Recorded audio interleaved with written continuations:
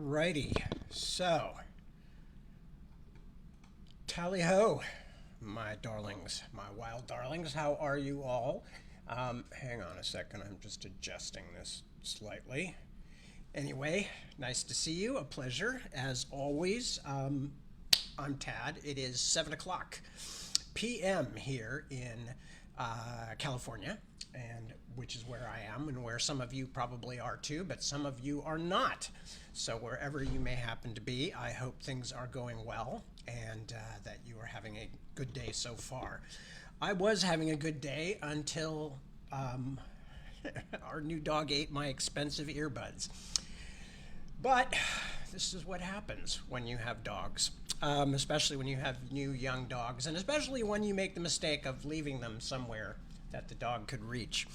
I'm usually a little more careful than that. Those of you who read my books know I'm very detail oriented, and on this one situation, I'm afraid I failed to follow up my own detail. Excuse me, because Deb was in the other room with the dog watching the Academy Awards, and she wanted to bring the dog back out to the living room where I was. And in my haste to move out of the way and to help her and to do various dog isolation tricks, I managed to leave my earbuds somewhere where the dog could reach them, which was a tragic, tragic mistake, as I discovered very quickly after that when Deb said, "Tad, do you have your earbuds? Is this one of your earbuds?" And indeed it was one of my earbuds, what was left of it. So, that'll teach me. Let me think, what else? So those of you who've been following the continuing saga of the dogs and the attempt at doggy detente, things are moving along. We're doing okay with them. We're not at the point where they can run around loose together in the house, but we are at the point where they can be in the same room, and if Lemon is properly tethered and has her little play area, then Johnny more or less leaves her alone, and so this is a step forward. They're all steps forward. So given enough time, I think it's going to work. However, of course, my big mistake was thinking this was all going to happen in a couple of weeks, whereas it's going to be more like a couple of months, I'm pretty sure. Anyway, but we are moving forward. I am working when I can work. Didn't get anything done today for a variety of reasons I won't bore you with. Well, I got a lot of things done, but not the stuff that I consider to be my actual work, which is writing books. But, I guess, this is the problem with having essentially a 7-day-a-week working schedule is it's hard to find time to work every single day, 7 days a week. And sometimes it just goes by the board. Something happens, life happens. Life does tend to happen, doesn't it? And that's what happened today. This was nothing to do with my earbuds getting eaten, by the way. That happened later in the afternoon when I had said, oh, well, I'm not going to get any work done. I'm just going to lie here and think, which is why I had left my earbuds somewhere I shouldn't have. So, anything else that I want to relay to all of you? No, not really, since we're just mostly talking about work and home life and stuff like that on these readings. I will leave it at that. What else? Yeah, that's about it. Deb's still upstairs watching the Oscars, I think.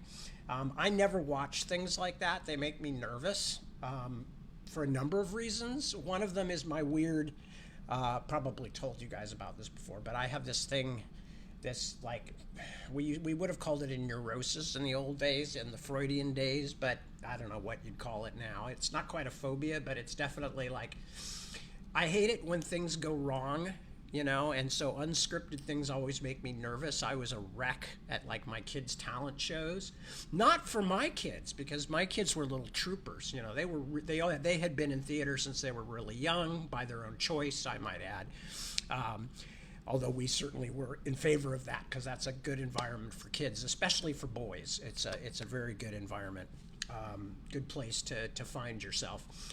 But so my kids were always, whatever else might happen, I never worried that they were going to mess up badly or something, because they were, little troopers, and they knew how to improvise and, stuff like that. And actually, sometimes those were the best parts of whatever we were attending, was watching the kids figuring something out. And I should be able to extend that permission to fail to everybody, but I'm really bad at it. It makes me so nervous. And when something goes badly wrong, like I remember going to a Giants game many years ago, and they had a young woman out to sing the national anthem, and I don't think she'd ever sung in a stadium before, and I don't think she knew too much about how the echoes work. And by the time the echoes started bouncing back, it kind of knocked her off the melody, and she could not find it again.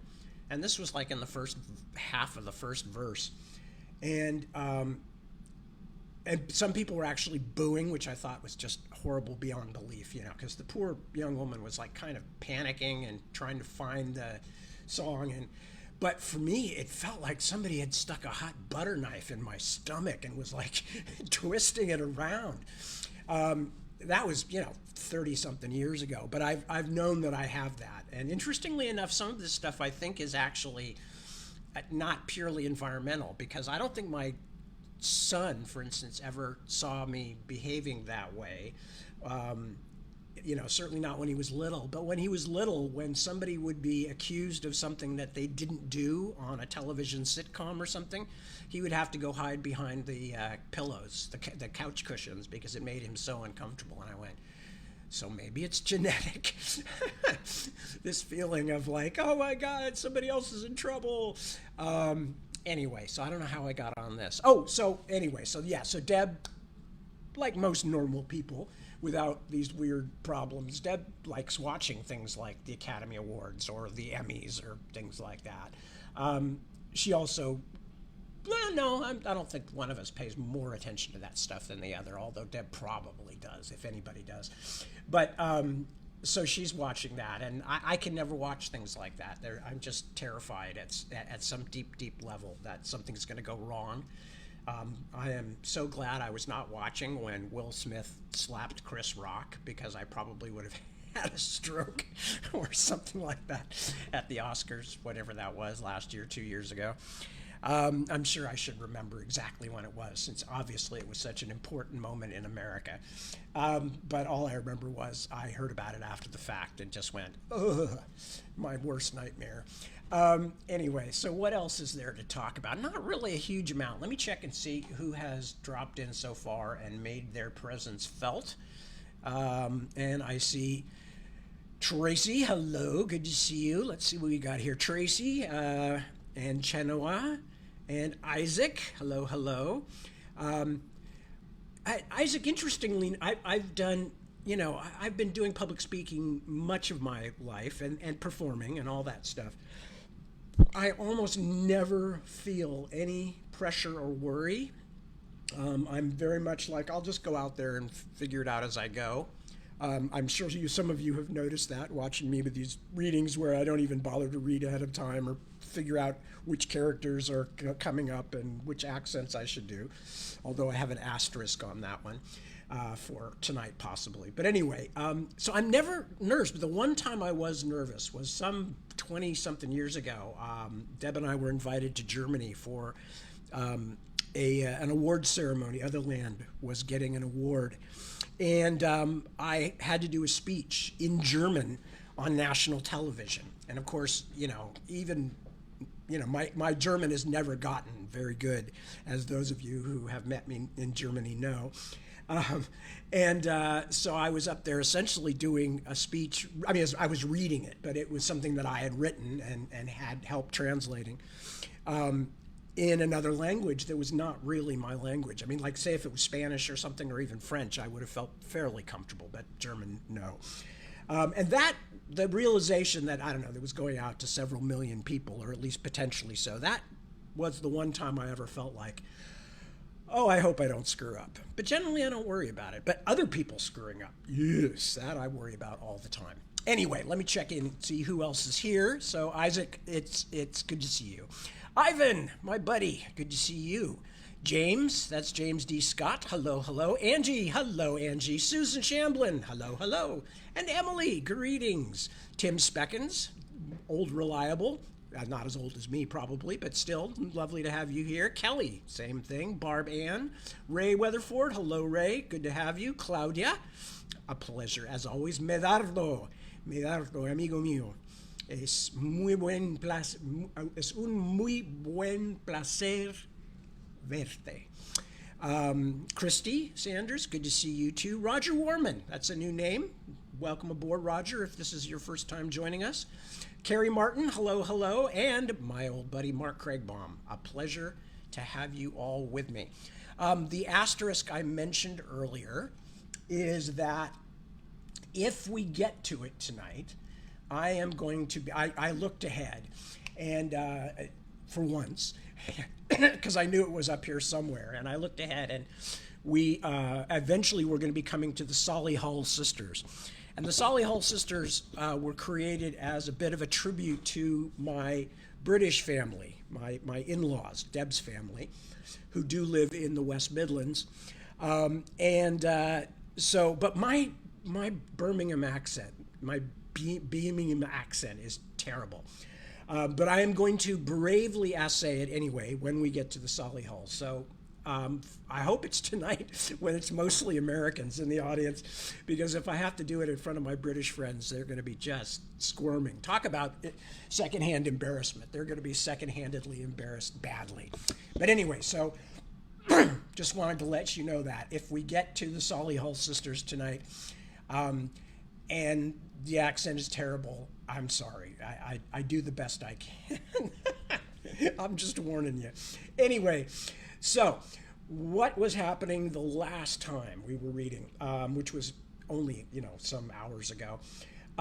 So Bobby had broken essentially into the executive suite of 5 Page Mill, the home of Vald Credit, because he had found out that Vald Credit was at the end of a long trail of hidden connections of the people who were calling themselves the Magian Society. And the Magians seemed to be somehow involved with Edward Walker, the guy who died but whose soul disappeared and was the first of several, which has set all heaven and hell into a frenzy. So Bobby had found that, Kenneth Vald, he's like a multi-billionaire. He's a super powerful guy. It's very weird that he should be at the end of this chain of circumstance. So Bobby, being Bobby, decided to go and find out for himself, essentially got himself past the executive secretary who tried to kill him, mostly by throwing her through a plate glass window. But she was not a human. She was a demon, which he found out very quickly when she almost killed him. And then he walked into the office on the top floor of Kenneth Vald. And Kenneth Vald turned out to be not merely an asset of the opposition, which means hell, not merely an asset, but in fact revealed himself to be Eligor the Horseman, who is one of the Grand Dukes of hell, and extremely powerful, extremely nasty. And as he said himself, he fought beside the Lightbringer on the walls of heaven. So at the time of the fall of Satan, Eligor was already one of his Satan's right-hand minions. So anyway, Bobby, of course, had no chance of overcoming Kenneth Vald, stroke Eligor, and was captured. And Eligor was just about to start all kinds of unfortunate things that he was going to do to Bobby when Howlingfell, who we had seen earlier as Grasswax's bodyguard for some reason, when Howlingfell, who is the head of security for the building, shows up and tells his boss, Eligor, essentially, the cops are here. There's also cops and news photographers and stuff on the building across the street. Everybody somehow knows about this, and the cops are coming up right now. There's no way we can torture this guy to death and kill him. We have to let them arrest him. And when Howlingfell recognized Bobby, this is all going to be significant, I assume, at some point, or not. I assume. I know. I wrote the damn book. When Howlingfell recognized Bobby and said, you're Deloriel, you're Bobby Dollar. Then Eligor essentially said, this is the one who stole from me, which is the first insinuation that not only is Bobby of interest to these people because they think he stole, but that there's something that was stolen, which of course Bobby has no knowledge of at all. Because unlike some unreliable narrators, he's a fairly reliable narrator. So he doesn't know what they're talking about, but he knows this is even worse because one of the chiefest demons in hell blames him for stealing something that this demon is really upset about. But anyway, but Eligor and the others have to back off and let the police arrest Bobby and take him downtown and throw him in a cell. And then all of a sudden, a woman shows up, identifies herself as a member of Congress, Jennifer Taccone, and essentially tells Bobby, you know, somebody called in a big favor for you, biggest one I've ever done. And when I leave here, the guards, the cops are going to go with me, and you're going to walk out the door and head down to the garage. Okay? So, and then after that, I don't want to know anything more about you. So after this very curious circumstance, Bobby has walked out and nobody has tried to stop him. And, you know, this is bizarre because not only does hell want him badly, but he's been arrested for God knows what, murder or attempted murder. And of course somebody died, but it was a demon. So Bobby is counting on Eligor to cover that up. So that's where we are in the book. And then I am going to just start back about half a page from where we ended up. Okay, let me see where's a good place to get started. And Bobby, of course, has been very beaten up and battered, too. So by the secretary and then by Kenneth Vald, who threw him around a bit. Eligor, who threw him around. Same thing in the garage, Bobby says. Same thing in the garage. Cars rolled past me without the drivers even looking hard. A parade of stolid-looking cop types in their civilian rides, SUVs, and sedans that looked like unmarked police cars. Instead of coming out on Broadway, I went up the stairs on the Marshall Street side. It was dark. The lamps hung with carnival bunting for the upcoming parade, the streets busy with people leaving work, but I still hoped I could find a cab without having to stand around too long in the open. I was very conscious that my gun had no bullets in it. As soon as I reached the curb, though, a long black car pulled up alongside me and the passenger side window slid down. The passenger seat was empty. Nervous, as you can well imagine, I leaned down to peer into the dark interior and saw a shadow behind the wheel and a hint of hair as pale and shiny as Cariel's armor. "You are very predictable, Mr. Dollar," the Countess said from the driver's seat. "I suggest you climb in before someone notices you." "No, the back, not the front." "So what are you doing here?" I asked when we were rolling. "You always troll outside the Justice Building looking to pick up newly released criminals?" "Who do you think got you released, you idiot?" This wasn't anything like the last time we met, when I could briefly convince myself that she could sort of tolerate me, if not actually like me. "I called in my biggest favor for you, and I'm regretting it already." "Whoa, you were the one who called in that congresswoman? How do you know someone like her?" "From law school." She kept her eyes on the road. "You were in law school?" She made a hissing noise. "No, fool, I just like students. I told you." I let this slide. "So why did you do it? You don't owe me anything. And what is this thing everyone thinks I have?" "You don't need to know the answer to either of those. In fact, you're better off not knowing. So instead of asking me rude questions like the little pretend gumshoe you think you are, you might just thank me for keeping you from being turned into a flesh and blood accordion like our friend Grasswax, and leave it at that." Oops, there we go. "Hey, sister, he wasn't any friend of mine." "You're right about that, Dollar, because he landed you right in the shit." She turned on to Jefferson. It was strange to see her driving her own car. "In fact, I'll give you one for free. Something that even Chancellor Urgulap and his Inquisition don't know. Grasswax was the one who ratted you out. He was the one who told Eligor that you had the thing Eligor wants. That bastard, that gill-faced bastard, I don't even know what the damn thing is. Why would Grasswax blame it on me? Oh, maybe because they were pulling all his guts and wiring out at the time, and it really hurt. And he thought if he gave them a name, they might stop. She slowed as she approached a red light. I was watching out the rear window now, my eyes open for anyone who might be following us. Maybe because he didn't think anyone would miss you, and he already hated your guts because you screwed him in the case the day before. Shit, I didn't have anything to do with that. I had a sudden thought. Hey, why are you driving? Where's Sweetie and Honey Buns?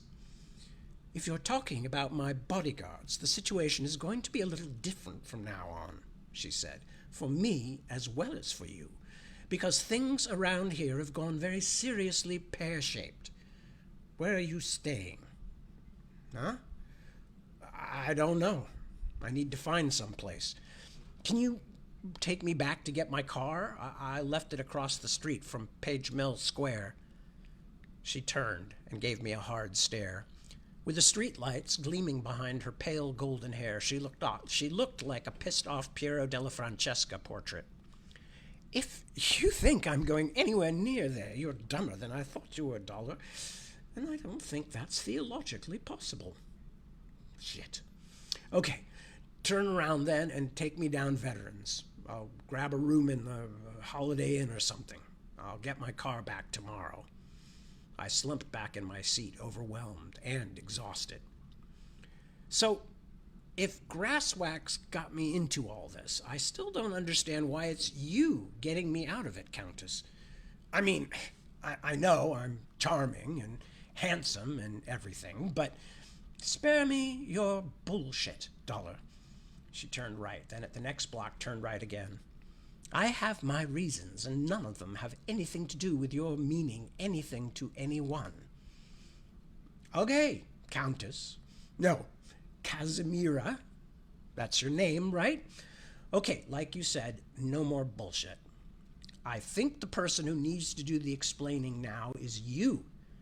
Because not only don't you and I work for the same side, we're deadly enemies. Stay with me now. Somebody stole something from Eligor, right? And the Grand Duke, or whatever he's called, he's not happy. He thinks it's Grasswax, the prosecutor, who did it. And so Eligor and his boys pull a bunch of stuff out of Grasswax that's not supposed to be removed. At least not without anesthetic. And then the late advocate tells them he doesn't have this whatever it is. He gave it to me. Which is an absolute lie, because I've never had it and don't even know what it's supposed to be. But why should any of that matter to you, Casimira? I was talking to the back of her head, so I couldn't tell if I was accomplishing anything.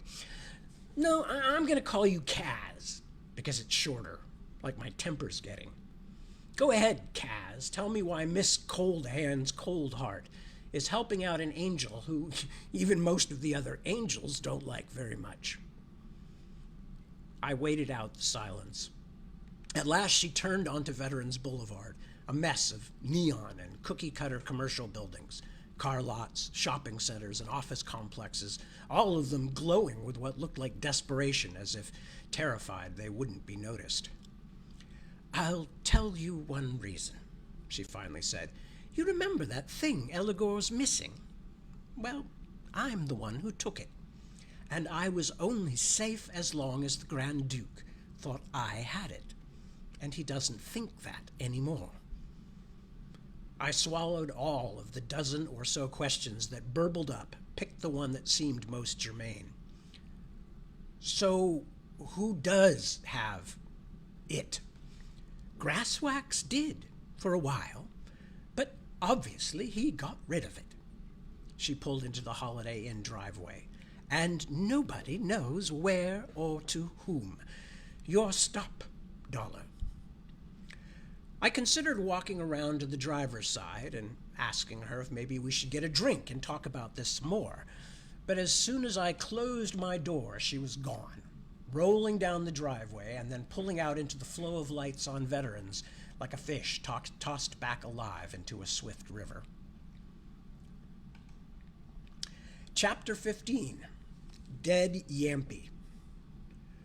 So, what have we learned? Sam asked me as we waited for our coffee. Don't march into strange buildings and kill secretaries? He squinted up at the menu board. Do you think one of these is that expensive kind, crapped out by a weasel? All of them, judging by the prices, I said. Clarence's face stretched in horror, and he looked like he was seriously considering dumping his caramel macchiato in the garbage. Ew, what? You're joking, right? He's not joking, I said. You never heard that? Where did you live when you were alive? In a clothes hamper? But I wasn't in the mood for banter, not even with an inviting target like the kid. I turned back to Sam. The whole thing kind of snowballed on me.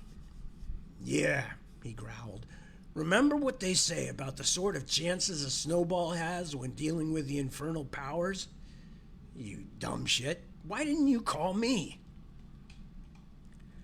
I wouldn't know about what I did when I... Oh, sorry. I skipped a page. Why didn't you call me? Oh, I see. Okay, so this is a reference back to the earlier conversation, okay, where Bobby says, where were you when you were alive? Where did you live when you were alive? In a clothes hamper. Sorry, I confused myself. I wouldn't know about what I did when I was alive, Clarence said loudly. A couple of the other people waiting for their drinks turned to look at him. He colored.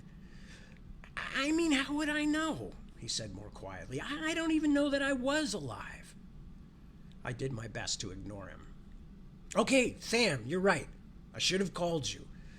I was just getting a little desperate, I guess, trying to make something happen. I got the boys and girls upstairs breathing all over me, and down here a bighorn something or other seems to want to take off my whole head and probably suck stuff out of my neck hole. And now I've got Vald Credit kicking me in the junk as well, so can we get off the street, please? I feel like someone's going to recognize me any moment. Relax, B, Sam said. You're with me. The bad guys know us and they leave us alone. He continued singing I Get Around tunelessly to himself. I mean, how do we know any of the story our boss has told us is even true? Clarence asked, still off on his own little tangent. Maybe it's like the Matrix and the computers are controlling our minds. Nice faith, I told him. Nobody's even tried to eat you and you've already given up on the divine plan? Sam rolled his eyes. Just assume you're being lied to by everyone, kid. That always works for me. Sam's double espresso and my latte finally arrived, and we walked out. With its motels and mini-malls, Veterans Boulevard in the sunlight was like a little slice of the Anaheim Resort District. Yes, that charming. We climbed into Sam's boredom wagon, and he drove me to the restaurant where I'd left my Matador parked. Here you go, I said to the kid, handing him the keys. You said you'd like to drive it, so we'll meet you in Mayfield Station parking lot. Really? Clarence said, his eyes big. But as he got out, both orbs went little and mistrustful again. Hang on, you just want me to do this in case somebody's been watching the car, waiting for you to come get it. Exactly. But what if they try to grab me? He looked like he was about to climb back in through the driver's side window. Then we'll come and help, Sam told him. Go on, don't be a pussy. You're an angel of the Lord, remember? He went, reluctantly. Not really very nice using the kid, Sam told me a few moments later. Despite all the things he says, he's a bit of a softie. Trust me, they don't want him. Anything really dangerous probably won't even react to him. We watched Clarence open the door, looking around as if any moment a bunch of paratrooping demons were going to come shrieking down out of the sky. But none appeared. He got in and started the engine. Nothing exploded. He rolled out of the parking lot and headed north. We waited to see if anyone was following, then set out after him. Looks like the lords of hell refused to believe you were stupid enough to drive your own car, Sam said. because I can't believe they wouldn't have been able to find that garish piece of shit if they'd bothered looking. Nah, they just knew I'd be coming with backup this time. You know, a couple of local tough guys. Yeah, me and the tiniest angel. Oh, and that female demon who's got a crush on you? By the way, I can't believe she did all that for you. He turned down California Avenue, heading for the station. She must have mistaken you for me. You wish. It's my natural charm. Even hell itself isn't immune. But I didn't really want to talk about her, even with Sam. The Countess was a bit too complicated a subject. Speaking of Clarence, how's the kid doing? Any hope for him as an advocate? Well, as you saw, he gets whiny and he's going through a bit of an existential crisis, Sam said, like we all do. But he's not all bad. If he really is a snitch for the house, they've used worse. Sam had always been convinced that we were surrounded by our boss's spies. He was probably right, but I couldn't really live that way myself. By the way, he asked, what are your ideas for the afternoon? Not planning on storming the gates of Tartarus or anything, are you? I frowned. If nobody dies on my watch today, I thought I'd see if I can talk to the Solihuls, get a few more answers.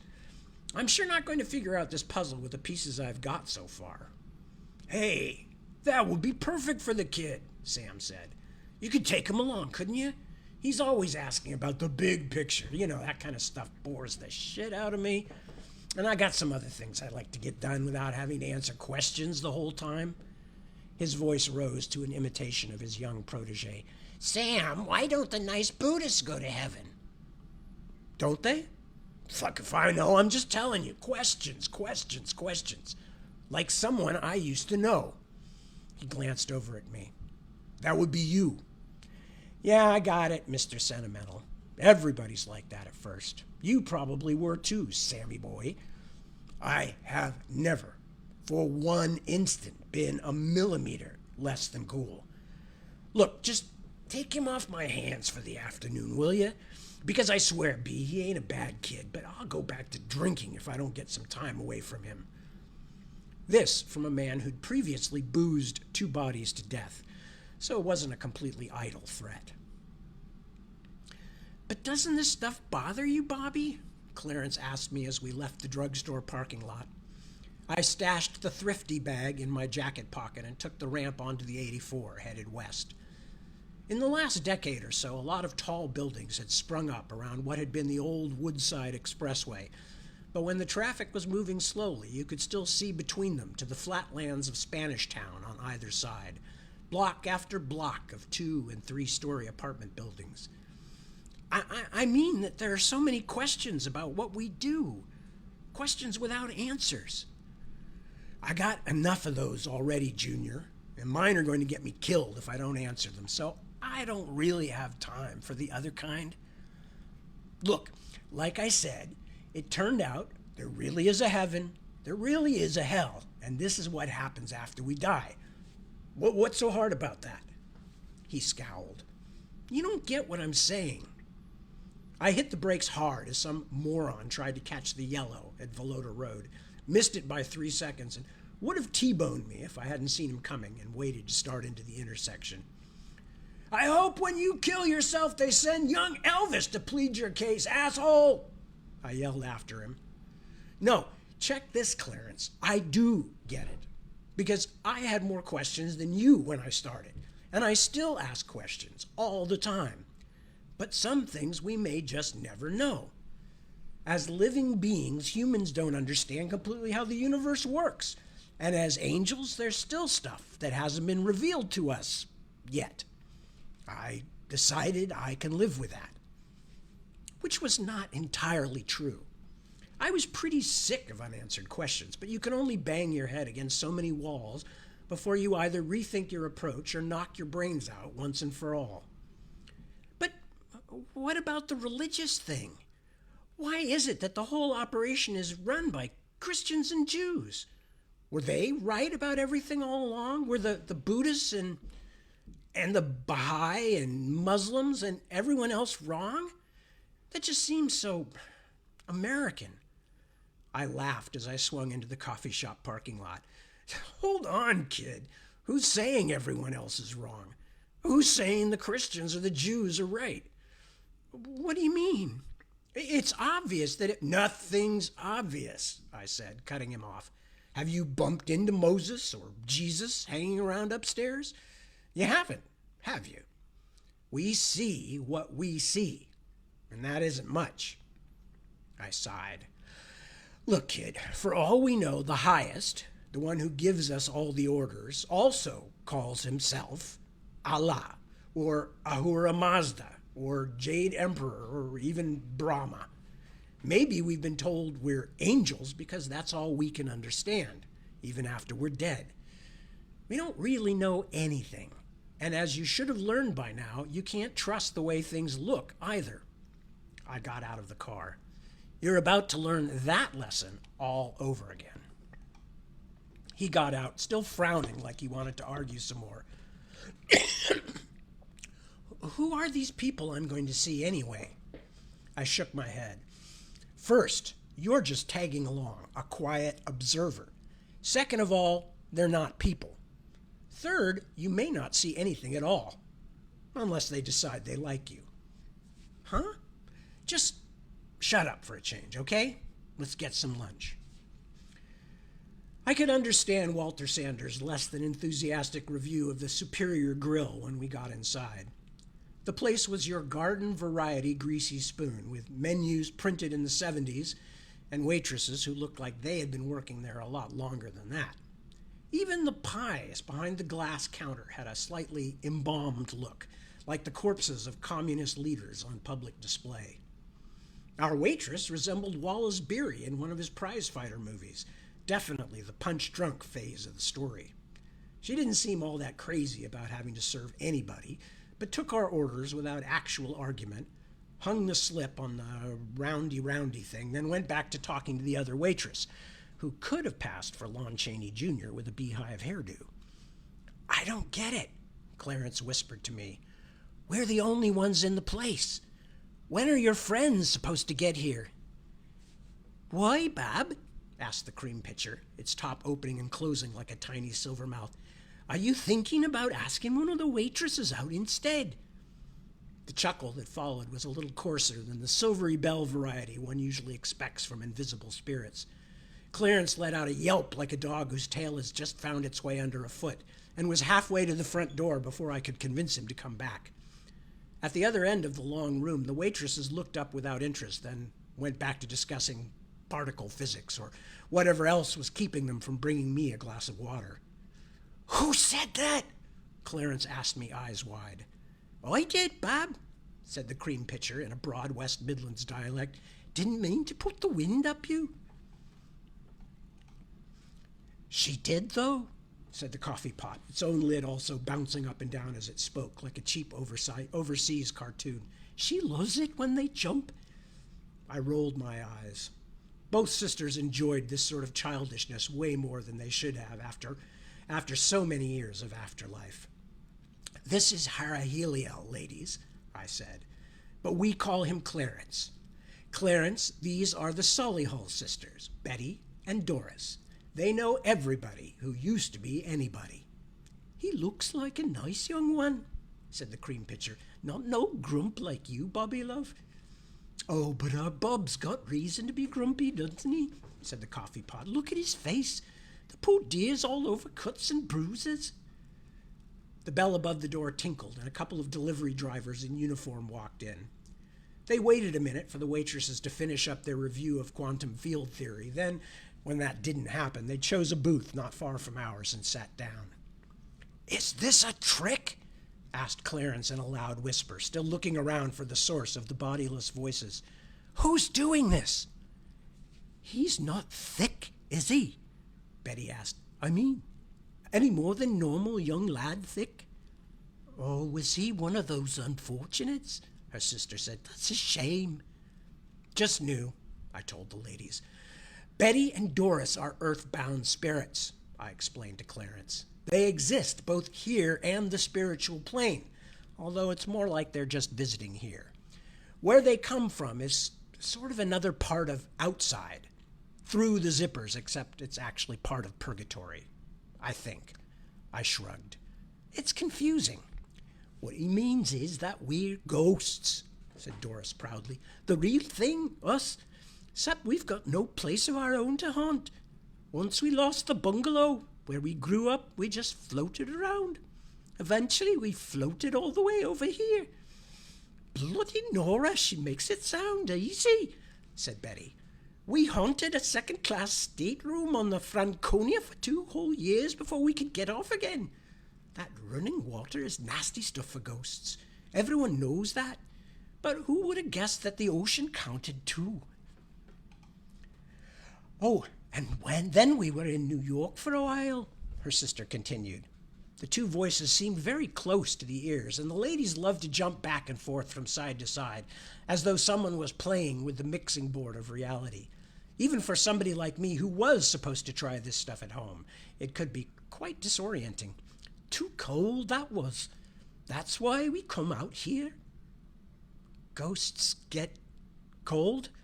Clarence sounded like he was not getting the kind of answers about the supernatural world that he had expected. Just conceptual-like, said Doris, but it still stings a bit when it's winter. Oh, and you never liked that our door, did you? No, you're right, Bob, I didn't. If you ladies are finished with your reminiscences, I said, perhaps we could do a little business. The coffee pot rattled, bouncing the lid and belching out a little drift of steam. Ooh, what you got? I tucked the bag out of my pocket and set it on the table, just as the waitress arrived with our water, a mere 15 minutes or so after we'd entered the diner. When she was gone again, I pulled out the telltale bottle. Now the cream pitcher began quivering too. Ooh, lovely, said Betty. Doris, look, Yardley's English lavender. Have a quick sniff, I said, and took off the cap. The lids of both pot and pitcher opened as whatever was inside them rose invisibly and, presumably, hovered above the perfume bottle. Don't it just take you back? Said Doris dreamily and still invisibly. By this time, the delivery guys sitting a couple of tables away had noticed the rather potent smell of lavender drifting over, and by their expressions were wondering what the hell Clarence and I were doing. Reminds me of going down the dance hall on a Saturday night, crooned Betty. It sounded Scottish, then groaned as I put the cap back on the bottle. Oh, you cruel sod. What did you do that for? Because I need information, ladies, and I need it badly. Several not very nice people and some even less nice things are trying to kill me. I want to know what you can tell me about any of them. Do we have to keep talking to the pitchers? Asked Clarence. I mean, where are they now? Can you see them? 'Cause I can't. He is a strange one, isn't he? Said Doris. Poor thing. Count yourself lucky, Bab, Betty told him. If you don't like us in the cream pitcher, it could be worse. Sometimes we get into the sarnies. That'd make you lose weight, wouldn't it? Your bacon bap tucking back to you. Sarnie? The rookie said helplessly. Bap? Sandwiches, I translated. You ready to listen, ladies?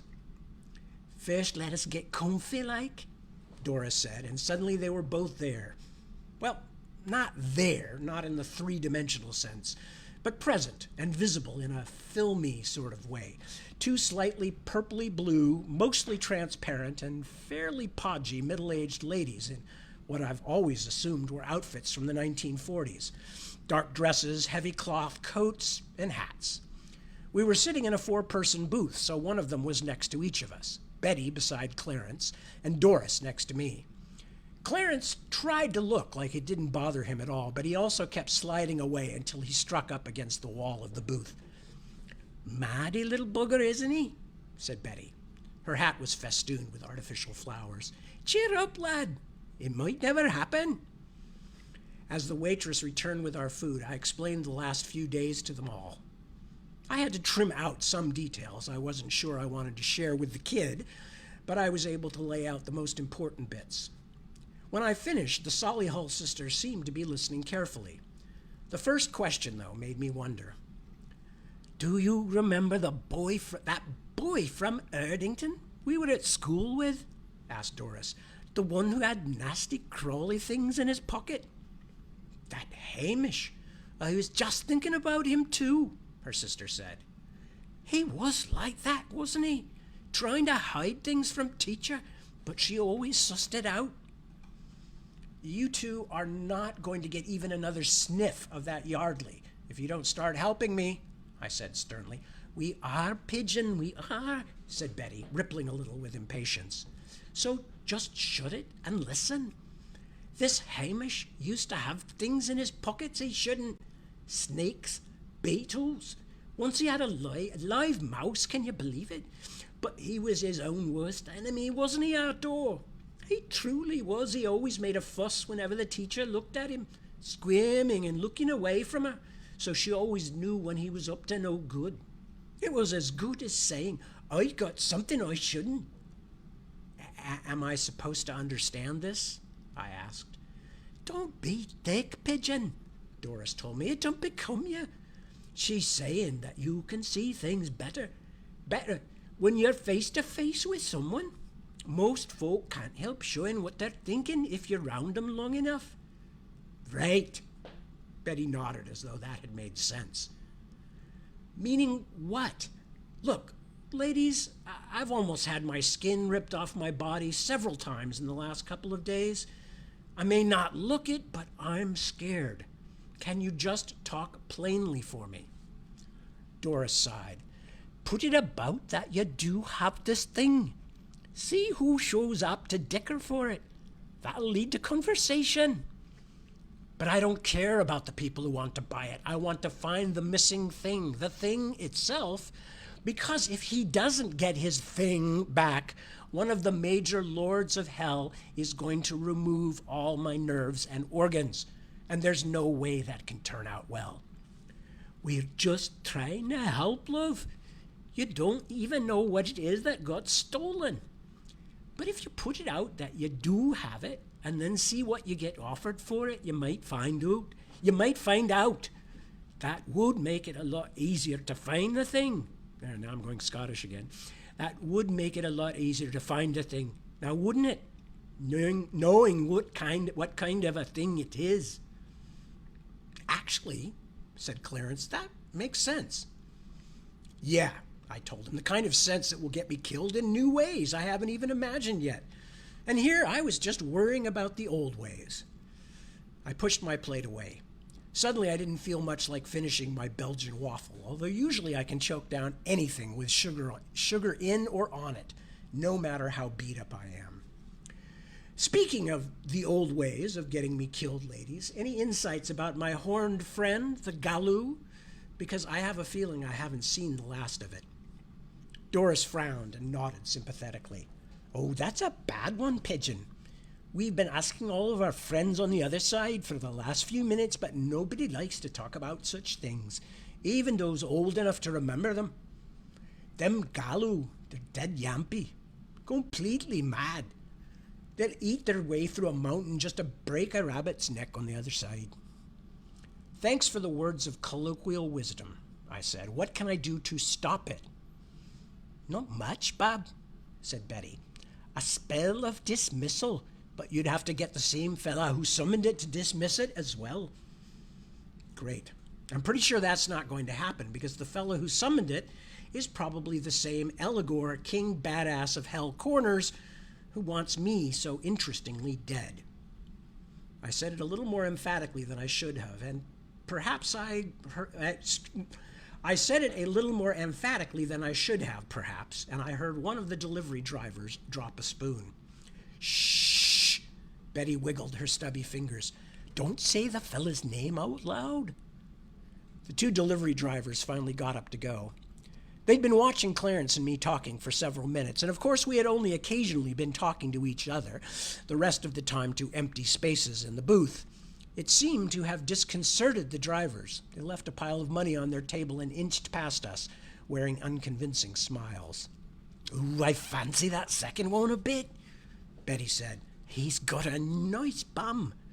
Doris hooted with laughter. You old slapper! Focus, ladies, please. My head was beginning to hurt. The Solihuls are decent enough for dead people, but trying to get anything out of them requires the patience of a saint. Galoo, remember? As in, how do I kill it? We don't know, love, said Doris. Silver works on some demons, but on these big old ones, well, she trailed off. Maybe if you popped it one right in the heart with a silver bullet, said Betty, trying to sound like Jimmy Cagney, I guess, but it didn't make it any more convincing. Or popped it 4 or 5 more likely, and it wasn't well. Believe me, I'll try, Silver, but judging by past experience, it's a bit like trying to aim a rubber band at a tiger. I moved around in my seat to unkink my bruised and aching back, then took a last swallow of my coffee. Anything else, ladies, about the Galoo or any other subject? Oh, yes, one, Dora said.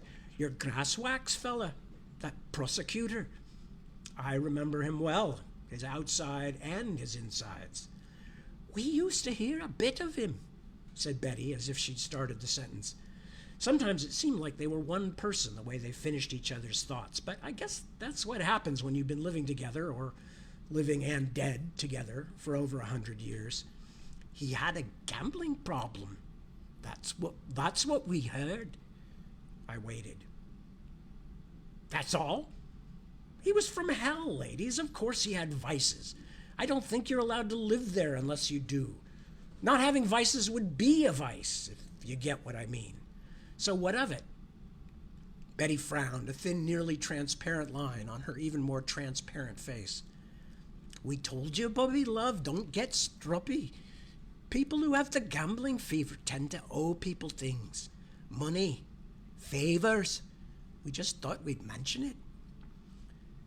That's very Scottish. I stared at them for a moment, and they looked back at me expectantly. Right, I said. It wasn't like I'd come up with anything better on my own. Thank you, ladies. I'll think it all over. Come on, Clarence.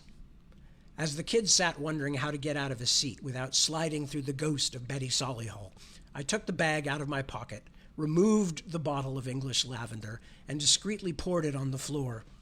As the almost asphyxiating smell of the stuff rose around me, I dropped an extra 20 on top of our bill. As we reached the door, I called to the waitress. I'm afraid I've spilled one of my perfume samples on the floor. Sorry to make work for you, but I've got to run. I've left some extra money. The Solihull sisters had risen up like clouds of steam in sensible shoes, becoming less and less substantial as they flew back and forth above the table until I could no longer see them. But as I led the kid to the door, we could still hear them giggling like schoolgirls. Oh, that's lovely, lovely. Takes me right back.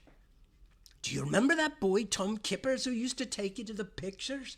The one who always carried barley sugar. Barley sugar. What I wouldn't give for some of that right now. Right now. Oh, Doris, what a lovely thought. As we headed for the car, Clarence asked me, how did they die? I think they set their house on fire. Something like that. Killed their parents too, but I don't think they meant to die themselves. Just didn't get out fast enough or something. Pretty famous case in Birmingham. What? Did they do it on purpose? The kid asked, horrified. I closed my door and buckled myself in. They died a long time ago. Like I said, it was a famous case. You only haunt things when you're working off certain very severe purgatorial deals, the kind that keep souls from going straight to hell. I shrugged. They probably wouldn't still be hanging around if it had been an accident, would they? The rookie didn't say much on the way back into downtown. Chapter 16, which I do have time to start here. Brady doesn't believe. Another night, another cheap motel. So far, I was staying ahead of trouble, both from the opposition and from my own people, but I couldn't figure out how my little adventure in Elagor's office tower hadn't come to the attention of my superiors. I didn't expect the Grand Duke himself to report it, even though it was a ridiculously indiscreet breach of every convention there was right back to Tartarus. But the whole Magian society connection to Vald credit suggested Eligor did have something to hide. He was quite high up, after all, so I supposed one of his underlings could have been the one sheltering the Magians, but I was pretty certain that the connections between a hell-founded megacorporation, the slippery Reverend Dr. Habari, and Grasswax's former bodyguard couldn't all be accidental. For one thing, why would Howlingfell take time off from working for Eligor to pull a low-level duty protecting a mere prosecutor, unless the Grand Duke wanted it that way? But the odds were that folks on both sides would eventually hear about my trip to Five Page Mill, and my bosses would find out soon after that. I could only imagine what the Ephorate would think of my little adventure, but my educated guess was not much. So, when I got woken up at the Comfort Rest Inn at 4 in the morning with a client call, summoned to an accident scene on the freeway up near Mission Shores, I suspected I might hear from the Celestial City while I was outside. And I did. The client wasn't anything unusual, a woman on her way to her job, driving all the way in from Morgan Hill. She'd fallen asleep at the wheel, drifted, hit the center divider, and flipped over. Luckily, it had been early enough in the morning that the freeway was largely empty, and no one else had been killed. Her guardian angel explained that the deceased was a nice, hard-working sort, a 50-something grandmother whose defense wouldn't provide much of a challenge. But I didn't have long to enjoy that before the judge appeared, in a glare of inscrutability, and informed me that my superiors were requesting my presence in heaven after we finished. The last thing I wanted to do was to face those 5 shiny, powerful beings across a table again. This time trying to explain why my idea of a low profile included shooting up somebody's office. But I didn't bother to tell that to the principality who delivered the message. Firstly, it wouldn't have done any good, and second, it might have spoiled poor Gloria DeBose's chance at heaven. I may be crazy, but I'm not a bastard. Not most of the time, anyway. So, I did my duty for God and choir, and then headed back toward the unevenly disinfected premises of the Comfort Rest. But when I reached the motel, I didn't feel like trying to go back to sleep, and I certainly wasn't in a hurry to visit my front office. As I've said before, time is different in heaven, so I didn't think they'd care too much if I waited until night came around, when I would sleep again. Until then, I'd just keep myself caffeinated and vertical. So I went and downed about 4 cups of dishwater-strength coffee at a 24-hour coffee shop and tried to decide what I was going to do next. The more I thought about it, the more I liked the Solihull sisters' advice about pretending to put Eligor's whatever it might be up for auction. I mean, it was a spectacularly stupid, spectacularly dangerous thing to do, but it wasn't as if I had a lot of time to come up with something more subtle.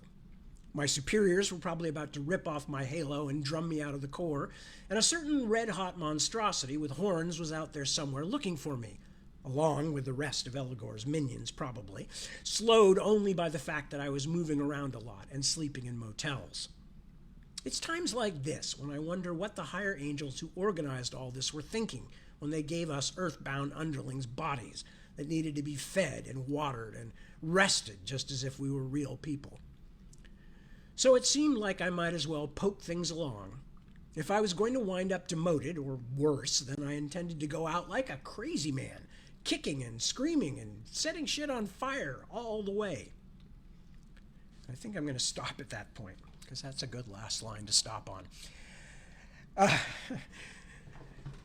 Okay, so that's our last line. If I was going to wind up demoted, or worse, then I intended to go out like a crazy man, kicking and screaming and setting shit on fire all the way. All right, so yes, because it is now time. So thank you for bearing with my extremely Brummy accent, which I can't even really call an accent because I kind of forgot what I was doing about halfway through. But it's okay. I've explained I don't claim to be an expert at any of this. I'm enjoying myself, though. I hope you are, too. So with that, I say thank you so much for joining me once more. It's always a pleasure to spend time with you, with all my wild darlings, with my fierce and select army of readers and friends. I will be back next week, I think. Yeah, barring some craziness that I am not currently privy to, acts of God and such like, or in our case, in this family at the moment, acts of dog, which are more likely. But even so, I will soldier through almost any disaster to be back here next week, same TAD time, same TAD channel. Until that time comes, please take good care of yourselves. You are important people, every one of you. I will abjure you to, is that the right word? Yeah. I will urge you, how's that? That's more easily understood. I will urge you to take good care of yourselves, your loved ones, your family and friends. Help those around you who might need it. And be well. Peace. See you very soon. Night. Good morning. Bye.